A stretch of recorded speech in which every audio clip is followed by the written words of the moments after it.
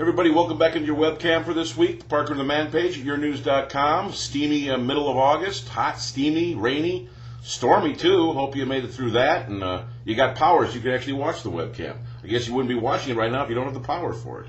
So hopefully everybody gets their power back on, because it was quite the weekend with the storms, and we expect more today. But we're doing a little Lions business because preseason starts this weekend.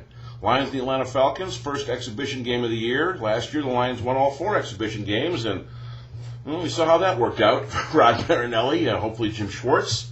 Well, it doesn't matter, I guess, what you do with the preseason, as it turns out, because you win 4 straight. You're the king of the preseason, and then you tank the entire season. You go 0-16 for the first time ever. So this thing I wrote about, the column today, is about Drew Stanton.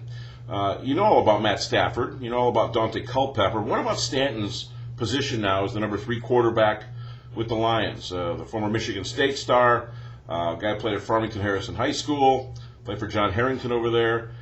He's just looking for a shot, looking for a chance. Might not be with the Lions, might be somewhere else down the line, but his time is going to come in the preseason here.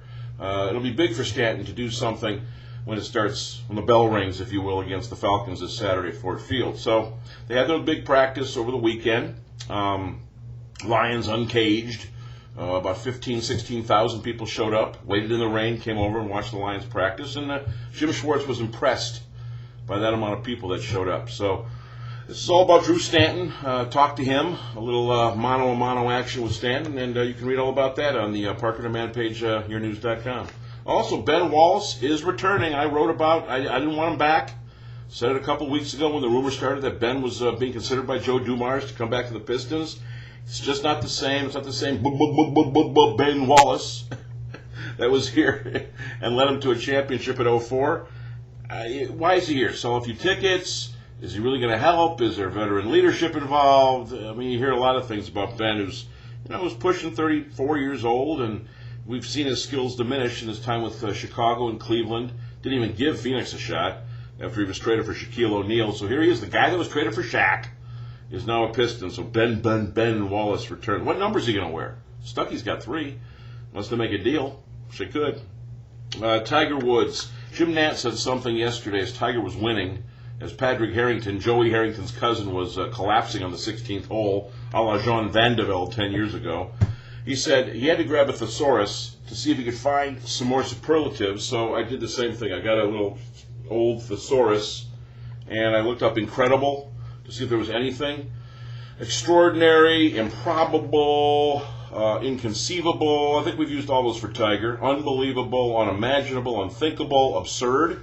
I think it's been absurd for a long time with Tiger. Outlandish, preposterous, ridiculous.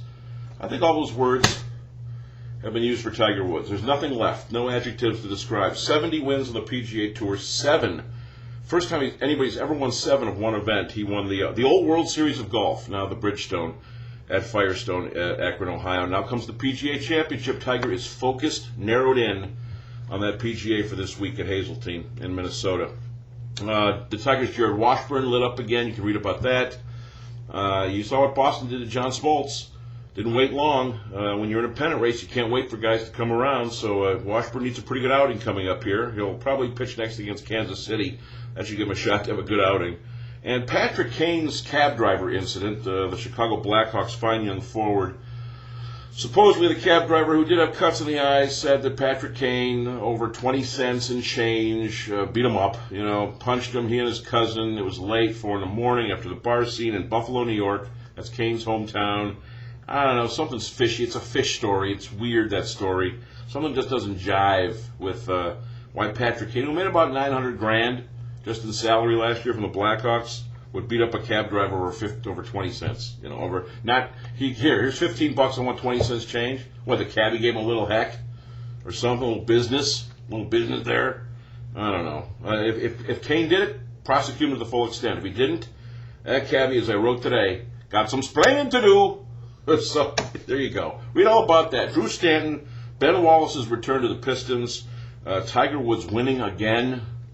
2 in a row, won the Buick Open. This time, by the way, respect for the game, didn't throw a ball in the crowd, didn't put his arms up because he knew that Harrington was the one that collapsed to get Tiger the win. Washburn and Patrick Kane. It's all there for you as another steamy week begins here on the Parker and the Man page, yournews.com. So check it out. Navigate early and often.